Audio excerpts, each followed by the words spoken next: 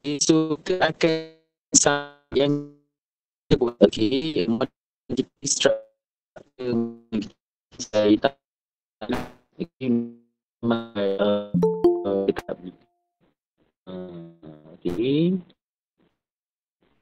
memang kita tapi dia punya tak footing belum buat lagi. Tak punya okey. Nanti tengok dulu kat buku ni. Okey.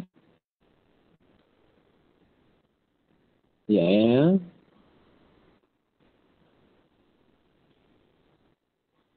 Tadi tu memang kita dia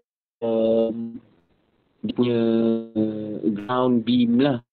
Okey, sekarang memang kita nak buat dia punya stump. Kalau nak buat stump ni memang kena guna column. Macam stated on page 134. Okey. Okey. Dia kecil sikit kan. Column kecil sikit. 200 by 200. Okey. Tapi dia punya depth dia sehingga S footing. Okey. Depth dia sehingga S footing. Okey. Tapi dia bermula di S ground level. Berada di ground level. Okey. So ini lebih yang buat tadi tu. Okey. Tapi guna shade saja. I guna. Okey, ini save dulu. Ni dia disuruh save. Dia dah besar sangat file ni. File ni memory dia besar. Dia suruh kita save. So lebih baik kita save lah. So I save dulu. Memang file ni dah macam-macam komponen you letak. Okey, memang dia akan suruh kita sebabnya dalam banyak ada memory pegang as temporary memory. So put the rev structure this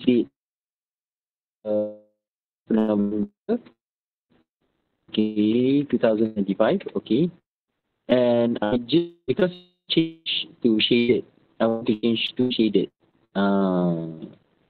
Full stop. Okay, I change to shade visual stop. Okay. Okay, I buat di S ground level ni. Okay, I buat ground level. Okay, ini column juga. Column juga. I double click S ground level. Nampak memang I sama di S level. Memang nak kena pastikan tau. Level yang you ada level yang betul. Sebab kita nak buat structure. Okey, dan structural stump ni sepatutnya dibuat di S ground level. Okey, dan structural column juga. Structural column juga. Tapi akan guna 200. Okey, so I column. Okey, I guna yang 200 by 200. Okey, 200 by 200 ni memang tak ada. Itu yang kita kena dekat mana-mana satu corporate rectangle computer. Kita kena klik edit type. Lepas tu kita klik duplicate. Kita kena buat yang by 200 by 200. So lebih height dia memang 200 by 200. Nanti klik OK lah. Nanti klik OK. Lepas tu dia punya depth dia tu, nampak tukar depth dia ke S footing ni, nampak? Tukar depth dia ke S footing, nampak? Okay, lepas tu I klik, letak mouse kat sini, klik, nampak? Okay. I klik betul-betul di persilangan antara grid. Di persilangan antara grid tu, okay, you kena klik betul-betul kat persilangan antara dekat yang port ni pun I klik juga. Lepas tu I tekan S 2-3 kali. Tekan S 2-3 kali. Baru I klik tree house perspective view button di atas ni. Okay, nampak I've created all my stump. Okay, here. Okay, now I'm going to create my footing. And as for footing, okay, footing is stated on the page number 140. Okay, nampak I'm looking at page 140 over here. On the page 140, okay, you can see it is actually footing level. So you got to really make sure that you are betul-betul dekat as footing level bila buat ni. You keep pada level dia yang betul. Nampak yang ini isolated, nampak? Isolated is your footing. Okay, okay, ini dekat 140, page 140. Dia punya dimension is actually by 600. The base and length is 200. So 600 by 600 times 200 lah. Okay. So I click on the S footing level. Double click on S footing level. Okay. Click on S footing level. I'm in the S footing level. Okay. Then I nak buat footing tu, I kena click isolated under foundation category. There is a called isolated for structural foundation. It's actually footing. Okay, so you can actually click on that isolated, and you can choose out whichever footing that you want. Okay, rectangular one. Click it, right? You just duplicate it. Okay, you got to name it. Like 600 and 600, remember, by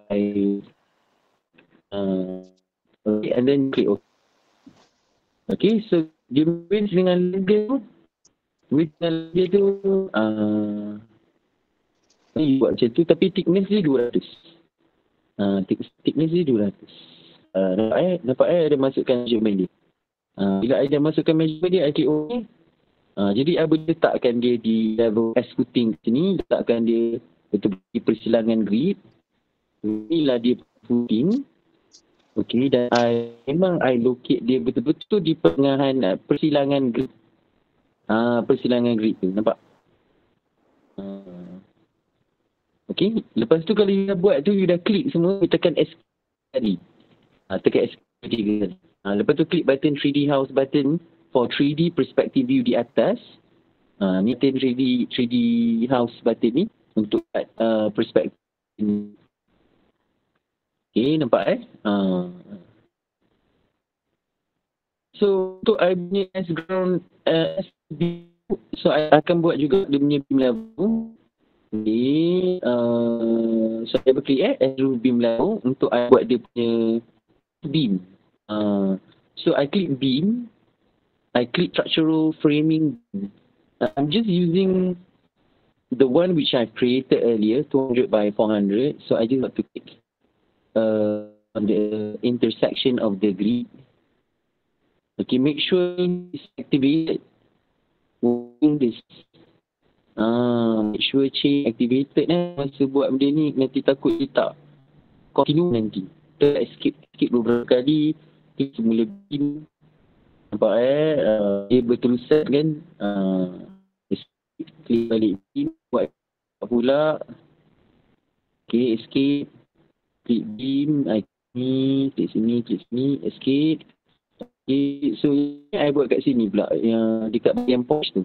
Klik sini, dan klik sini. Lepas tu beberapa kali Lepas tu klik button 3D house button di atas. Kenapa I dah pun create dia punya roof beam tu. Okay, tinggal nak buat dia punya floor. Dia punya floor slab ni. Okay. So kalau you nak buat dia punya floor tu, you kena tengok floor tu dia. Kalau you nak buat floor di level SGF level, kena bagi SGF level. So double click SGF level.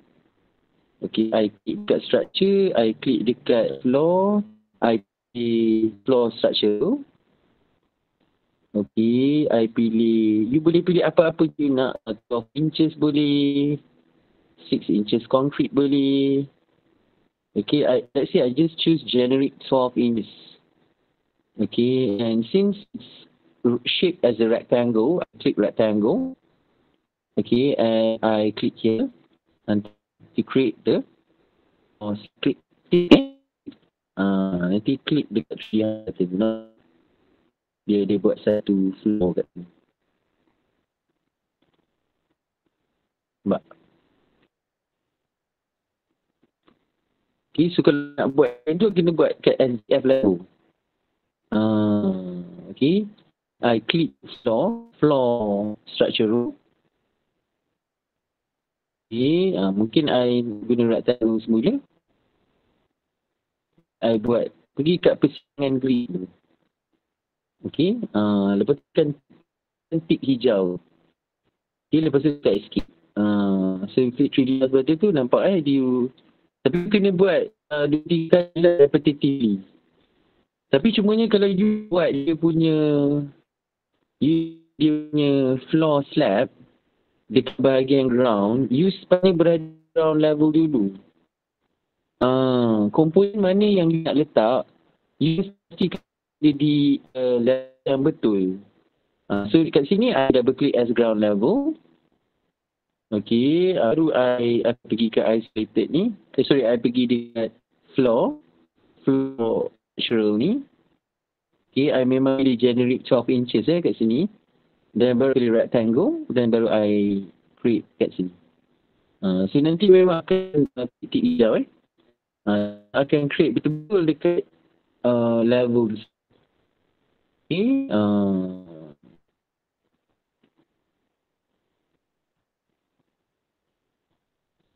ini kalau you nak tukar dia punya visual style pun boleh. Sini I pilih realistic.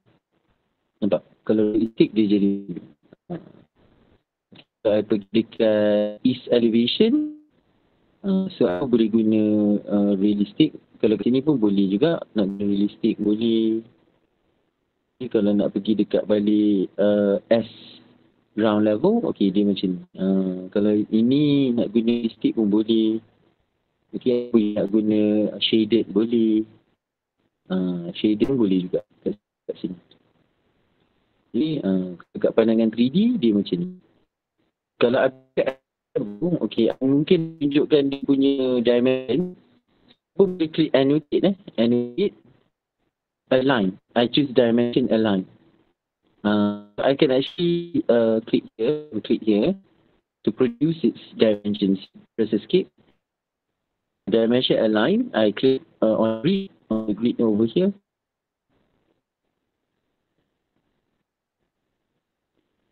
Okay. Nak menunjukkan dimension, annotate. Dimension align. I click grid ni ke grid ni, nampak? So dia boleh berterusan pun boleh sebenarnya.